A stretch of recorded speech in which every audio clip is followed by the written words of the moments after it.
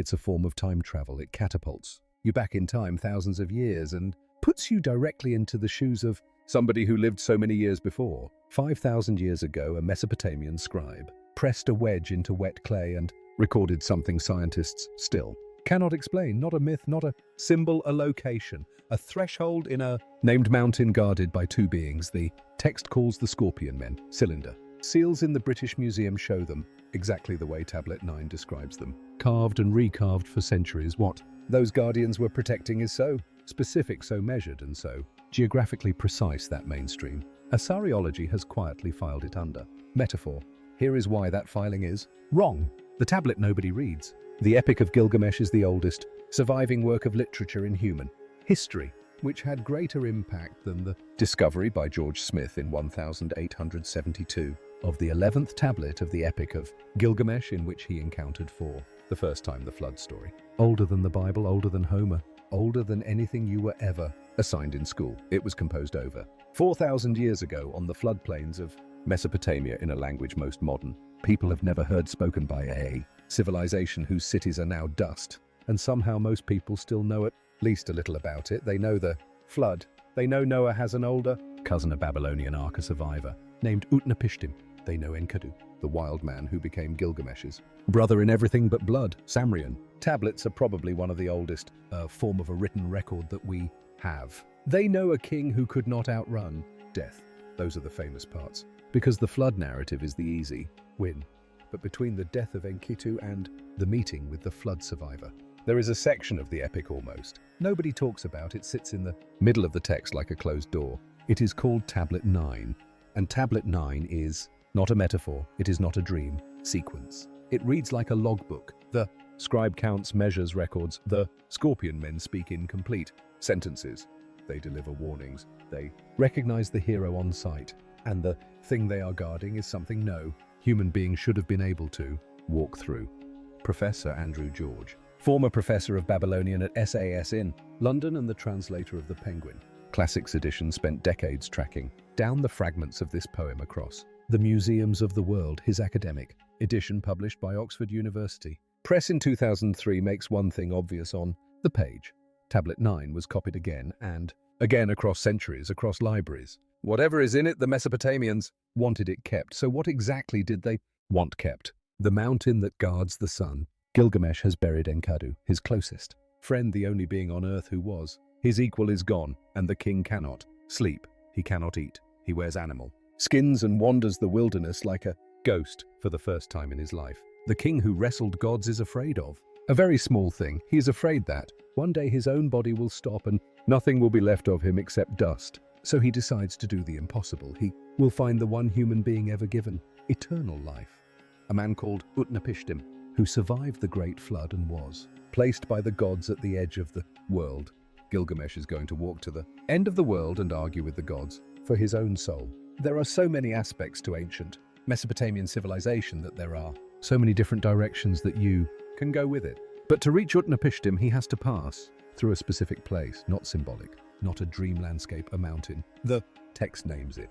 The mountain is Meshu, and the text says something about it. You need to hear exactly the way the tablet describes. Meshu guards the rising and the setting of the sun. Every evening, the sun Shamash enters the mountain from the western peak.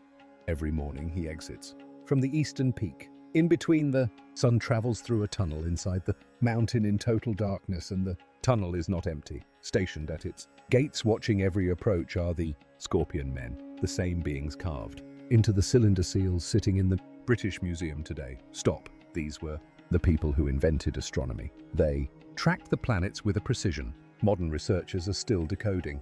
They built observatories, they catalogued eclipses, they understood mathematics at a level that would not be matched in Europe for thousands of years, and these same people, the ones who gave the world its first maps of the night sky, wrote down that the sun travels through a tunnel in a specific mountain every single night, and that hybrid beings, with the lower bodies of scorpions, stand at the entrance and the exit. They did not write it as poetry, they wrote it as geography, and the guardians they placed at the gates were not invented for one poem. They were part of a standing iconographic tradition, and they are about to step forward and speak. The guardians at the gate. Gilgamesh arrives. At the base of Mashu, he finds the entrance to the tunnel, and there, standing at the threshold, are the beings that make Tablet 9 one of the strangest documents ever recovered from the ancient world. The text calls them scorpion men. Here is the description as plainly as the translation allows. From the waist up, they are human. From the waist down, they are scorpion. Their heads touch the sky, the scorpion. Portions of their bodies reach down into the underworld. Their faces produce terror. Their gaze, the text says, is death.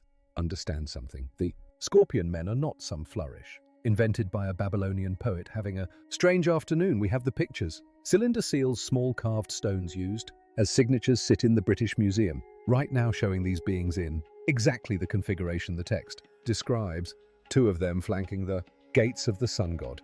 Their proportions consistent, their posture consistent, their iconography stable across centuries of Mesopotamian art. This was not one man's vision. It was a culturally standardized image. Every scribe knew what they looked like. Every priest knew where they stood. Adian artisans kept carving them into stone for generation after generation, and in a moment one of those guardians is going to turn to his wife and say something that changes how you read the entire scene. Before we go any further, if this is the kind of story that makes you stop and think, the kind that makes you wonder what the ancient world actually knew, do one favor: hit the subscribe button and turn on the bell. I do not chase trends, I chase the strange details the mainstream has decided to ignore, and there are a lot more of them coming. A body of flesh and gods. Gilgamesh walks up to these beings. He does not run. He does not draw his weapon. He approaches, and then Tablet 9 does something astonishing. It records a small domestic moment between the two scorpion guardians. The male turns to his wife. He is married. These beings have families. He turns to her and says, "The one who has come to us, his body is the flesh of the gods." That line is worth stopping on. The scorpion man does not ask Gilgamesh who he is. He does not need to. He looks at the king and recognizes immediately. These people saw something, experienced something, interacted with something, and he catalogued it, and it inspired him to write a complete translation of the Enimish and the 7 tablets of creation. And he talks about the fact that that information was copied right from those tablets and put into the Old Testament of the Bible, that this is not an ordinary human being. He can see divinity. That recognition happens in a single glance. It is one of the oldest recorded instances in literature of a non-human being identifying a half-god on sight. The text treats their perception as superhuman. They do not scan. They do not interrogate. They simply see. And what they see, Gilgamesh cannot hide. Gilgamesh tells them his purpose. He is going to find Utnapishtim. He wants to pass through the tunnel. He wants to cross under the mountain. And the scorpion man does not laugh. He does not threaten. He does not refuse. He delivers the warning with the flatness of someone saying something he has never had occasion to say before. No man has ever done this. No one has walked through the darkness of the mountain. It is 12 double hours of darkness. Thick darkness. There is no light in it. 12 double hours. Keep that number in your head, because the math behind it is about to break the scholarly interpretation of this entire passage. The 12 double hours. Slow down here because the math matters. The Mesopotamians used a time unit called the Beirut, the double hour. 1 Beirut equals roughly 2 modern hours. When the scorpion man says the tunnel is 12 double hours long, he is not speaking in vague cosmic language. He is quoting a number.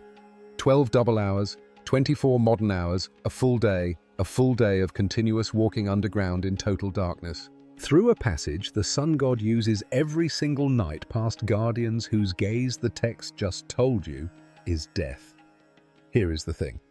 This is where scholars usually stop the conversation. They say this is metaphor.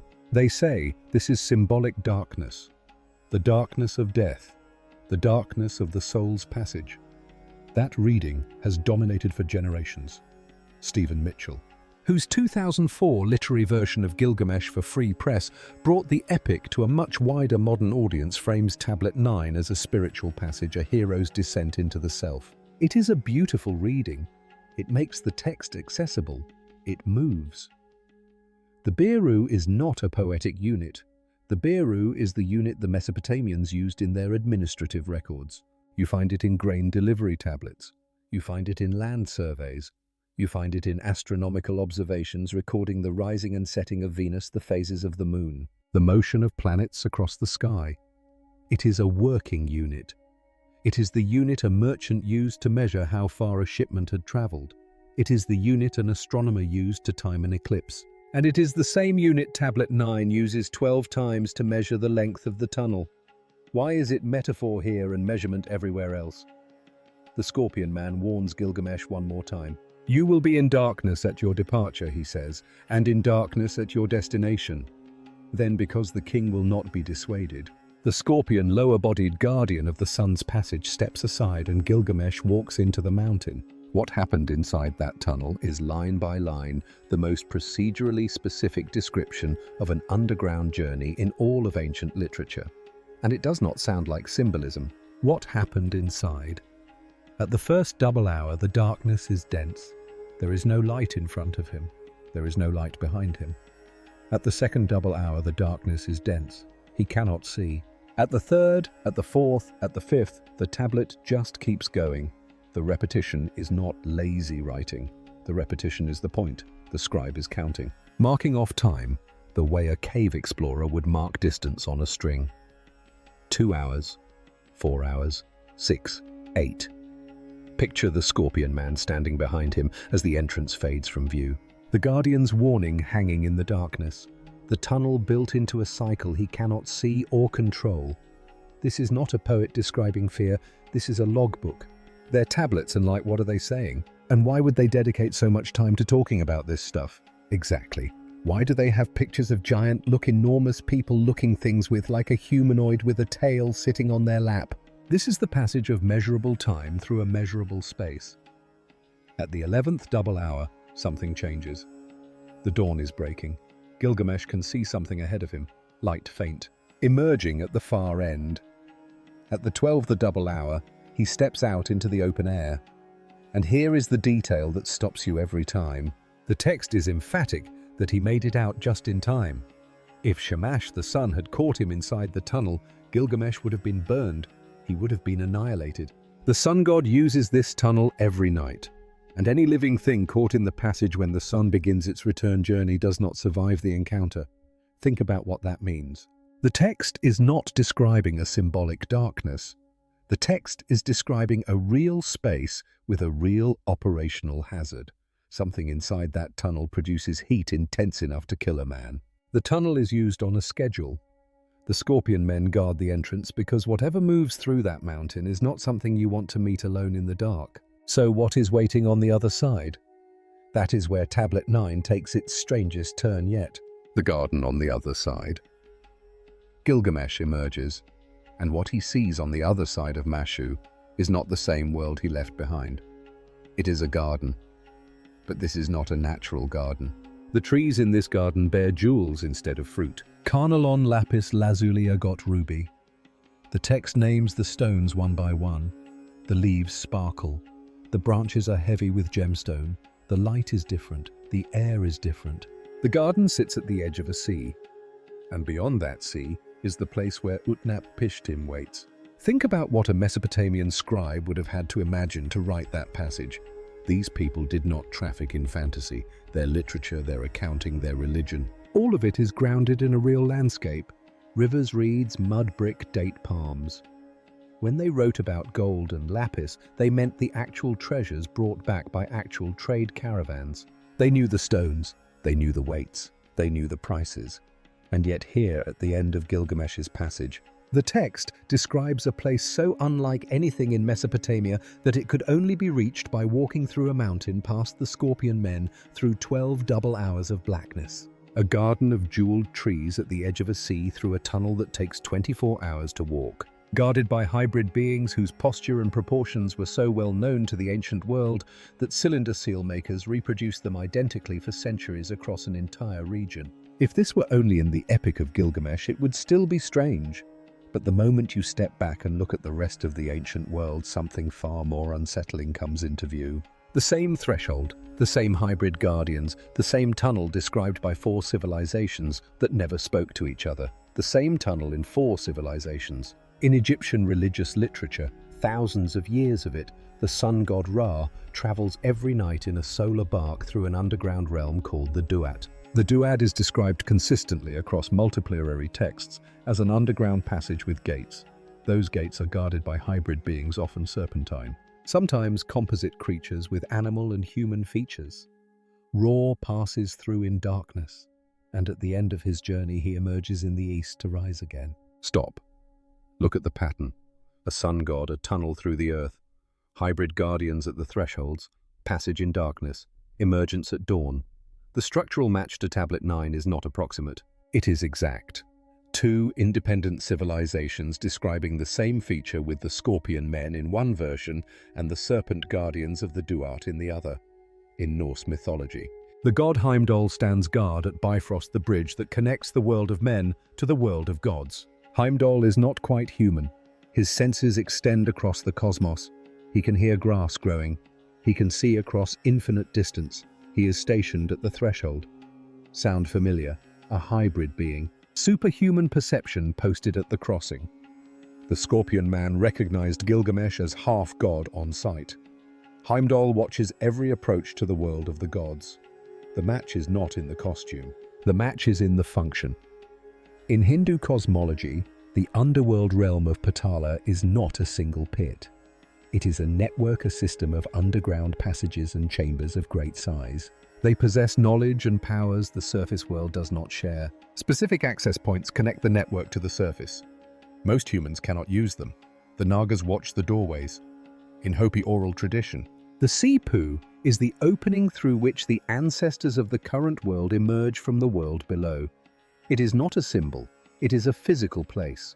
Hopi tradition still locates it specifically in the Grand Canyon, a tunnel in the earth, a passage upward, a point where the underworld and the surface world meet. 4 traditions, 4 languages, 4 geographies that never touched each other when these stories were first told. All describing the same feature, a tunnel through the earth guarded by hybrid beings. The Scorpion Man of Tablet 9 are not an isolated oddity. They are one face of a guardian that 4 civilizations kept describing from 4 directions for thousands of years. So why does the mainstream refuse to look at what the pattern actually implies? What the scholars will not say be fair to the mainstream interpretation. Scholars say Tablet 9 is a literary descent narrative. The hero enters darkness, passes through trial, and emerges transformed. This is the hero's journey. It appears in cultures all over the world because it is a universal psychological pattern. It has been made by serious people. Andrew George, whose 2003 Oxford University Press critical edition reads Tablet 9 within the broader logic of Babylonian cosmology. Stephen Mitchell reads it as a spiritual passage. Both readings are defensible. Both readings also share a single blind spot. Here is where it breaks down. The same scholars who classify the tunnel as metaphor classify the cedar forest in Tablet 5 as real geography identified with the forests of Lebanon. They treat the waters of death in the later tablets as a real body of water with specific properties. They treat Utnapishtim's island as a real destination at the end of the world, as the Mesopotamians mapped it. The journey to the forest and the crossing of the waters occur by scholarly consensus in real space measured in real units. But the tunnel is metaphor. Why? The text uses the same measurement vocabulary for all of it. The same BU unit, the same procedural rhythm, the same level of geographical specificity. The only reason to pick out the tunnel as metaphor and leave the rest as geography is a prior decision that a 24-hour underground passage cannot exist. That decision is not derived from the evidence, it is imposed on the evidence. Here is the thing, set that decision aside even for a minute. What you are left with is a text that describes in measurable units an underground passage on a geological scale, running east to west through a named mountain range long enough to require 24 hours of continuous walking. The mountain range most scholars identify with Mashu based on the text's own geography is the range that divides Mesopotamia from the Anatolian plateau. Depending on which reading you follow, that is either the Taurus range or the Zagros range. Both are real. Both are complex, tectonically active, geologically old mountain systems. Neither has ever been surveyed for the kind of feature Tablet 9 describes, because no one has ever proposed the survey because the guardians keep staring back at you from the cylinder seals. The beings we keep ignoring. But the guardians are the part of Tablet 9 that unsettles most. Their iconography is stable across centuries of art. They are married, they live. They recognize divinity on sight. They deliver warnings. They speak in complete sentences. And the Mesopotamians treated them as real enough that scribes carved them into stone over and over again across the full span of Adian civilization. The analogies keep coming. The serpent guardians of the Duat, the all-seeing watchmen at Bifrost, the Nagas at the entrances to Patala, the beings the Hopi speak of as witnesses at the Sipu. Different cultures, different languages, different names, the same position, the same function, the same basic form hybrid between human and something else, stationed at the boundary between worlds, possessed of perception that exceeds the human. Either this is the single most consistent coincidence in the history of human storytelling, a coincidence that survived across 4 cultures that had no contact with each other, or these traditions are preserving the memory of something real, something the ancient world encountered, remembered and recorded as accurately as it could, using the only language it had. Sumerians are not the only culture that talks about this. Also in the Quran it says that language was given to us by Allah or God. What Gilgamesh actually walked through the sentence that never stops mattering is the simplest one. Gilgamesh walked through it alone and barely made it out before the sun overtook him. If the text is telling the truth about itself, something real happened. A real king, or a figure based on a real king, walked through a real passage 24 hours underground past the scorpion men whose gaze was said to kill into a place on the other side that looked nothing like the world he left. And then he walked back and he told someone, and that person wrote it down. And the tablet survived for 5,000 years until you could read it. That survival is its own small miracle. Tablet 9 survived because the library it sat in burned. Fire fixed the clay. A story about a man walking through darkness was preserved by darkness itself. The darkness of a ruined city under centuries of dust. The scorpion men are in the British Museum. The text of Tablet 9 has been translated and available for more than a century. The 24-hour measurement sits in the academic literature. The parallels with Egypt, Norse tradition, Hindu cosmology, and Hopi oral history are all documented. None of this is hidden. None of this is controversial to cite. What is controversial is asking the obvious question, what was it? What kind of tunnel takes 24 hours to walk through, runs east to west under a mountain range, was considered so dangerous that no human being had attempted it before Gilgamesh, and was known under different names and in different languages to every major ancient civilization on the planet. He walked through something real, and nobody has seriously asked what it was. Think about where the evidence is sitting right now. A cylinder seal, roughly the size of a thumb, in a glass case in the British Museum in London, showing 2 scorpion men flanking the gates of Shamash. A translation of Tablet 9 on shelves in every major university library in the world. The Zagros Range still unsurveyed for the feature the text describes. The Taurus Range the same. 4 civilizations worth of parallel traditions, all pointing at the same threshold. All ignored because the question they raise is too large to ask in a grant proposal. The tablet is behind glass. The scholarship is in print. The question is waiting. If you made it this far, tell me one thing in the comments. Do you think Gilgamesh walked through a metaphor? Or do you think he walked through something the modern world has forgotten? Do not give a short answer. Give the answer you actually believe. Every comment on these videos gets read, and the best ones shape what gets researched next. And if this story moved something in you, if it made you see the ancient world a little differently, subscribe. There are more tablets. There are more doors, and most of them have not been opened yet.